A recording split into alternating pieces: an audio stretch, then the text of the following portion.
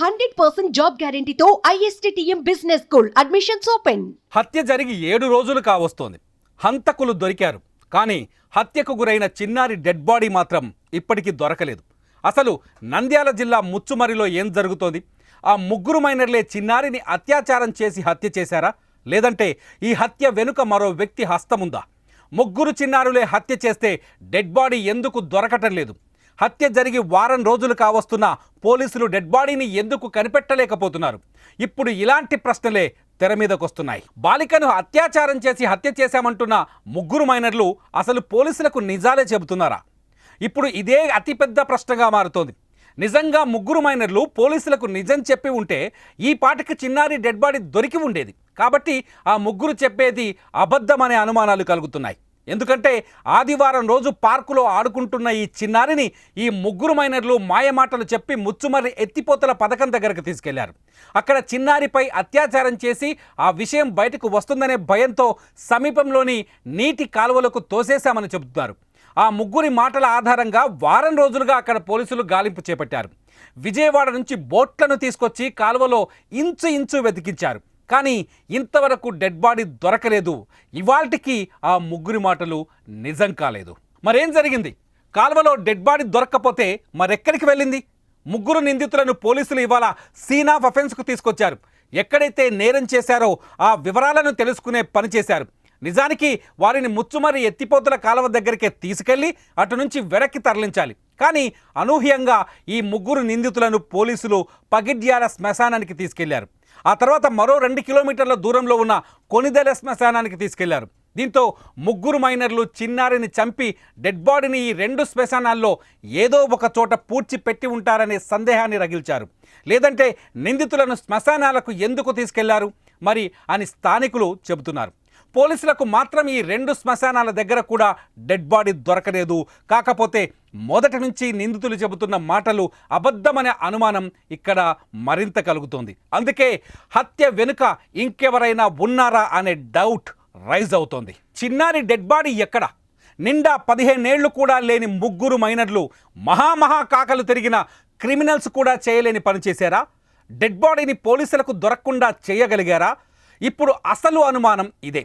ఇక్కడి నుంచే కొత్త సందేహాలు తెర మీదకు వస్తున్నాయి.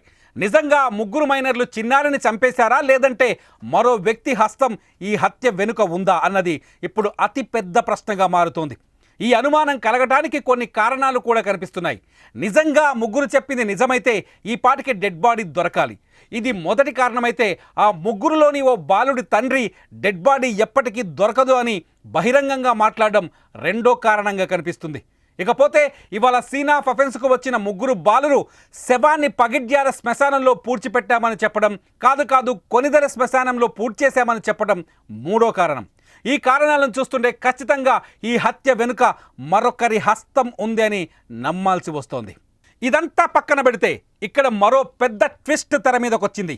బాలికను హత్య చేశామని నిందితులు చెబుతున్న ప్రదేశానికి కొంత దూరంలో క్షుద్ర పూజలు జరిగినట్టుగా ఆనవాళ్లు కనిపిస్తున్నాయి.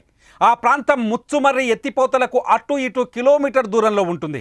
అక్కడ ఓ మట్టి బొమ్మను తయారు చేసి మధ్యలో పెట్టి ఆ బొమ్మ చుట్టూ భారీగా నిమ్మకాయలు కోసిపెట్టారు. దీంతో బాలిక హత్యకు ఈ నిమ్మకాయలకు ఏదైనా సంబంధం ఉందా అనే సందేహం కలుగుతోంది. ఒకవేళ బాలికని ఈ ముగ్గురు మైనర్లు హత్య చేయకుండా 4వ వ్యక్తికి అప్పజెప్పారా? ఆ 4వ వ్యక్తి చిన్నారిని తీసుకెళ్లి క్షుద్ర పూజలకు బలిచ్చాడా అనే డౌట్ ఇక్కడ రైజ్ అవుతోంది. అయితే ఈ ప్రాంతం గురించి తెలిసిన వ్యక్తులు మాత్రం నిమ్మకాయలపైన కొన్ని కొత్త కథలు చెబుతున్నారు.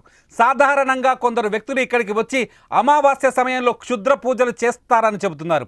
అవన్నీ వింటుంటే ఈ క్షుద్ర పూజలే చిన్నారికి మరణ శాసనం రాశాయా అనే సందేహాన్ని కలిగిస్తున్నాయి. బాలికను చంపినట్టు పోలీసులు చెబుతున్న ముగ్గురు నిందితులు పెద్ద క్రిమినల్స్ కాదు. గతంలో వారికి నేర ప్రవృత్తి లేదు. రేప్ చేసి హత్య చేయాలనేంత ధైర్యము వారిలో లేదు. ఒకవేళ చేసిన డెడ్ బాడీని ఎప్పటికీ ఎవ్వరికీ దొరకకుండా దాచిపెట్టగల శక్తి కూడా లేదు. నిజానికి డెడ్ బాడీని కాలువలో తోసేసి ఉంటే వారం రోజుల దాకా ఆ శవం బయటకు తేలకుండా ఉండదు.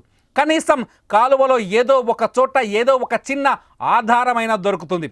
ఇదేది జరగటం లేదంటే ఖచ్చితంగా ఈ హత్య వెనుక ఏదో మిస్టరీ ఉందనే అనుమానాలు కలుగుతున్నాయి. జిల్లా పోలీసులు వెతుకుతున్నారు. రాష్ట్ర డీజీపీ ప్రతిరోజు ఫాలో చేస్తున్నారు. స్థానిక ఎంపీ పోలీసులపైన ఒత్తిడి చేస్తున్నారు. ఎమ్మెల్యే హత్యా స్థలానికి వచ్చి నిలబడుతున్నారు. ఆఖరికి ప్రతిపక్ష నాయకులు కూడా అక్కడికి చేరుకొని పరిశీలిస్తున్నారు. ఇంత పెద్ద సంఘటనలో నిజాలను ఎవరైనా పాతి పెడుతున్నారా? ఉద్దేశపూర్వకంగా దాచిపెడుతున్నారా? ముఖ్యంగా మైనర్ల మాటల్లో నిజముందా? ఈ ముగ్గురి ముసుగు వెనుక ఇంకొకరి హస్తముందా? ఈ కేసు తేలేది ఎప్పుడు? చిన్నారి డెడ్ బాడీ దొరికేది ఎప్పుడు? ఎవరు ఏం చేయాలో మీరే కామెంట్ చేయండి. సుమన్ టీవీలో మీ పర్సనల్ అండ్ బిజినెస్ ప్రమోషన్స్ కోసం కింది నెంబర్కి కాంటాక్ట్ చేయండి.